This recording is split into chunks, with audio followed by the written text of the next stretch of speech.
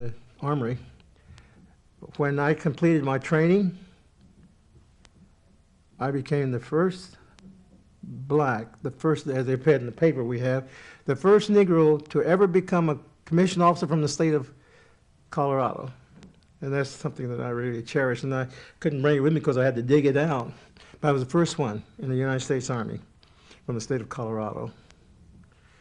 And from Colorado, I waited for assignment. My first assignment as a commissioned officer was at Camp Stoneman, California, with the 183rd Engineer Combat Battalion under the auspices and commandship of Clark Lowe, and he was a major. That was the highest grade. I'd been around for a long time. And we, the 183rd Engineer Combat Battalion, we were trained more or less stevedores, in spite of being combat engineers, and bridge building. I forget the name of the bridge that they can build for the tanks to go across. Bailey Bridge? Bailey bridges, yeah. We built Bailey bridges and worked on cargo ships. All laborious type work. Here at Camp Stoneman, under the commandship of Clark Lowe, we did a lot of training, physical training, and I was a training officer. And let's see, what else did we do there?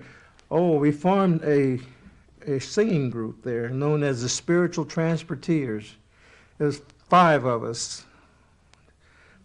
and we appeared while in California in the Oakland Bay District, Bay Area, which is running from San Francisco to Sacramento. That's the Oakland Bay Area, and include Oakland. We were an a cappella quintet, and we appeared on the Horace Heights show. You wouldn't remember that, but that was like Jay Leno's show, you know.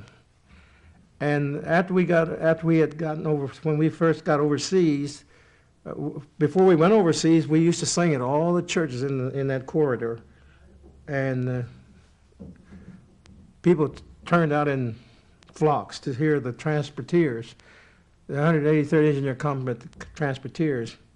And then we were invited, and we appeared on this Horace Heights show, television show, and when we first got overseas, we got a Twix, they called it then, to tell us that we had been chosen, our unit and presentation had been chosen as the #1 presentation for that year.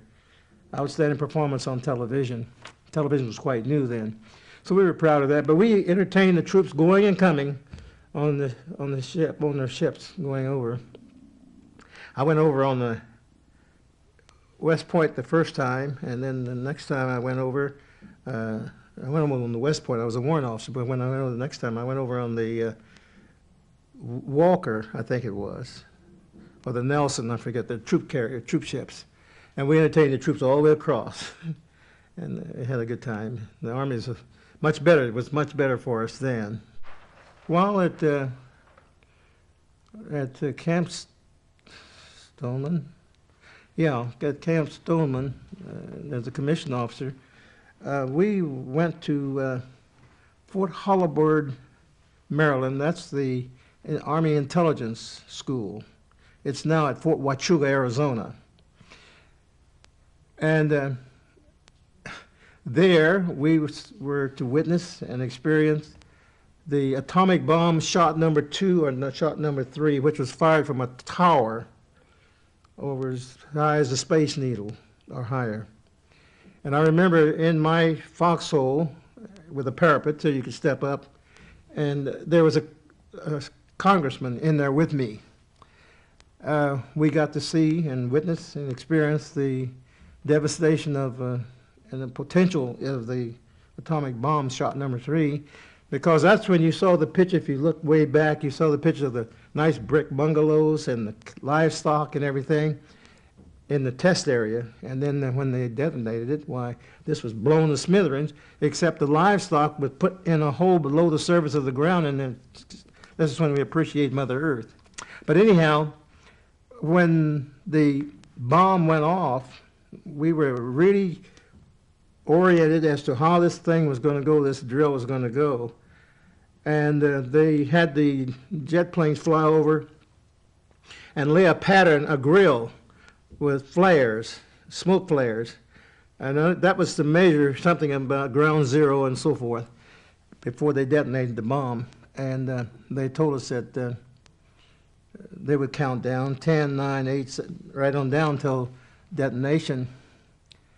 And we were explained, but before all this happened, we were taken on a tour of the whole area that we were in, so we could be able to go back and see it after the explosion of the bomb, of the shot number 2 of the atomic bomb.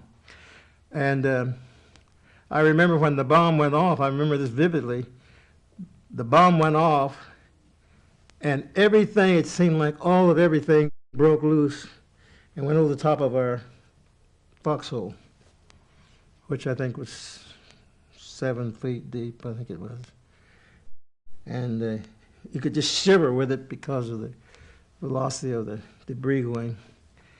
But they didn't tell me, or I forgot, that this is a positive reaction as far as the velocity of debris and the wind.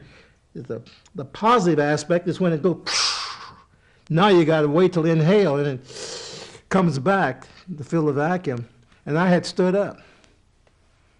And boy, I got a good dose of radiation. So then when they had the mobile units there to test us for radiation with the black light, I had to go through that unit 3 times before they didn't detect any more particles of radiation on me. So I remember that vividly too. And in the ensuing weeks, the San Francisco newspaper came out with a story that said Camp Stoneman officers share in the world's record for proximity to the atomic explosion at Yucca Flats, Nevada. That's where it was.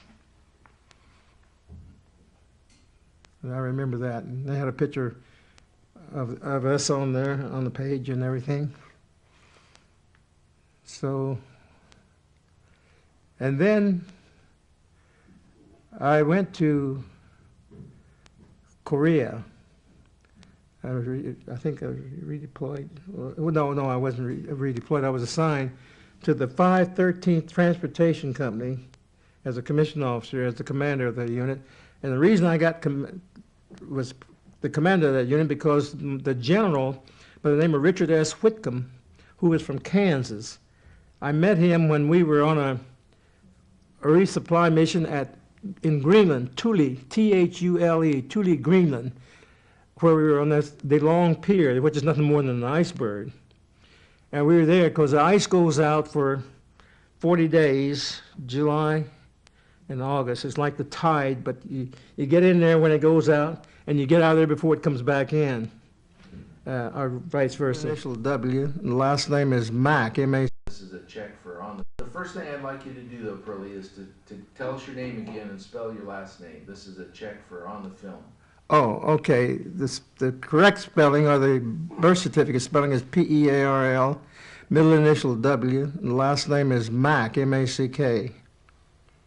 Junior. Oh, Junior. Mm-hmm. All right. Okay, now tell me about your enlistment in the Army. On December